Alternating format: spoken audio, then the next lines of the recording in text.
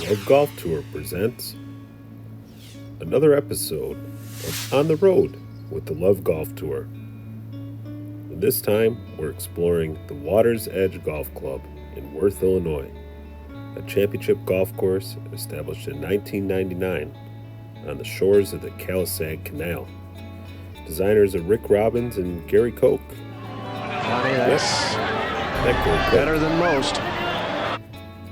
So they did an amazing job here. If you don't know the history of the area, it was all marsh, and they actually built this canal through the area, and you could see someone impressed by a camera waving to the camera. But if you ever have time, just Google or YouTube some of the infrastructure went in here. It was pretty amazing. They had the dynamite all the way down to the bedrock, and they built these amazing channel walls along this whole area.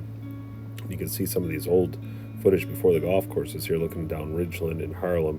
And now what we have is just this, I think, somewhat of a marvel. The golf course was built in a marsh wasteland right next to the Calisag Canal. So they really did a cool job. We played a scramble out here today. Some of the members of the Love Golf Tour. So this is just going to kind of jump around, just give you kind of a lay of the land.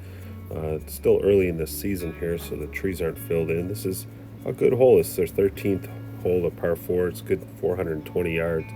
One thing that makes this hole pretty cool and challenging is this tree that pinches it on the left, and then you have a little ravine on the right side if you bail out and try to avoid it. And one of the trademarks of this course is the green, so you can see this green is quite elevated here. We'll just watch the group's approach shots into the hole. And Pierce hit a really good one here. He got this to about 12 feet, trying to utilize this backstop, and his approach shot actually stopped right on the backstop. So these spring greens not as fast as they think they play the rest of the year. So that shot was probably pretty well executed and about a foot from coming up really good. As you can see, that yellow ball that just didn't come off that crest. This camera angle doesn't do a whole lot of justice, but that's, as you can see, the grass is pretty high up behind his ball. So pretty unfortunate that didn't come back down. Pierce switched to a white ball. This was just the story of the day for this scramble team. The wedge shots were 10, 12, 15 feet, and if they're not on the right level or just on these crests, they're very tough to read. So you can see 4 putts here and 4 different results, as everybody was just having a hard time picking up what was going on here. This isn't a fast motion cam, so the greens are a little bit quicker than they may appear. The ball seems to be stopping really fast, so that's just because you got the camera sped up for you for time's sake. You see the group's pretty frustrated there over these putts not going in. Next hole goes right next to the canal. There's a couple holes on the back 9 that play right up against the canal. They're both par 5s. They're the 11th hole. And then you get to the 15th hole here. This hole plays right along the canal as well. So you can kind of peek through there from the tee box, and it's kind of a cool setting. They go all along the water, and there's a nice path there. You'll see some joggers and bikers and things coming along. This hole is not all that long. It's just a little over 500 yards from the back tees, and it played right about 497 for us today. And it was more than enough hole, just because it was rather wet. It's a cold spring day, and then these trees pinch in just enough. One of the players in our group actually found that tiny pot bunker there in the landing zone that you see. It's about 280 yards off the tee. So it's one of the trademarks of this course is there's very well positioned trees that it's not a forest, but they grew up the trees in just the right spots and trimmed them in just the right spots, that they're strategically placed, that you have to shape drives around them, or you can only use parts of certain fairways.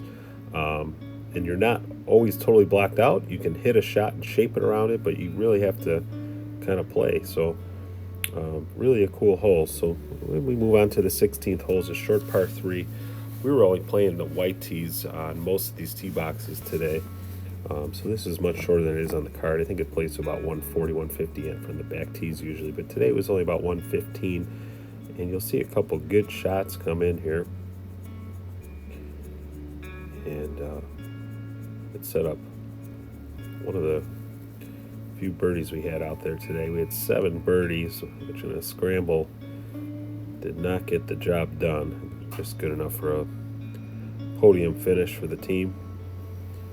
You see a couple balls have made it up onto the green. You see our last shot from the group here. This one just sneaks up on the front. You see it roll right up on the front there.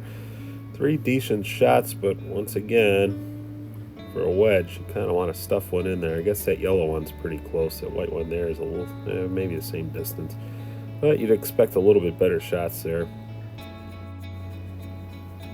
And fortunately, we had one player come up and take care of business on this hole. It was a difficult putt. Try to get you just like a green height view here. It doesn't do all that much justice to this. As I mentioned before, these trademark multi-level greens here. I'd say more than half the greens on the property have at least 2 levels, some of them 3 or 4. And you're very happy with that birdie putt there, ramming it in.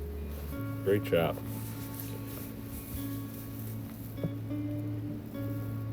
There's a nice gesture that usually only use for driving that we get on the golf course for some reason. Anywho, move to the 17th hole. This hole goes right along this. Those are all kind of waterfalls and active aeration going on for the canal there. It doesn't smell or anything. You would think they might have that problem. In 2015, they really did a major makeover. They've done several over the years. You see a good drive there by Nero, and Cole stays in there as well. They did a major upgrade in terms of cleaning the water, and you don't notice anything at all. Move to the second hole. I think it's maybe one of the toughest holes on the golf course. It's a 420-yard par 4 that goes along this pond. It's not the canal, it's a pond inland there. And I think it's a very tough hole. There's a tree up by the green too that makes it tough to get back to that some of the pins on that hole. And one of the few highlights of the day here. Let's go to a clutch shot alert on the Love Golf Tour. We love it when these happen. And Cole was locked in here. Hits it right over the top of the flagstick. What a clutch shot. The team really thought they still had a chance going into this. And we went on to birdie this hole. You see a good shot in here by Kirk. Says, I'm not to be outdone by Cole, but you were, buddy. Anyway, team really is feeling good coming off of this hole, and went birdie, and then had a chance for eagle on the next hole, and the eagle chance, and then made a couple pars in a row. Unfortunate. See it, man, just ram that in. What a great putt there. Not messing around, right in the back of the middle of the hole. Still had a chance there.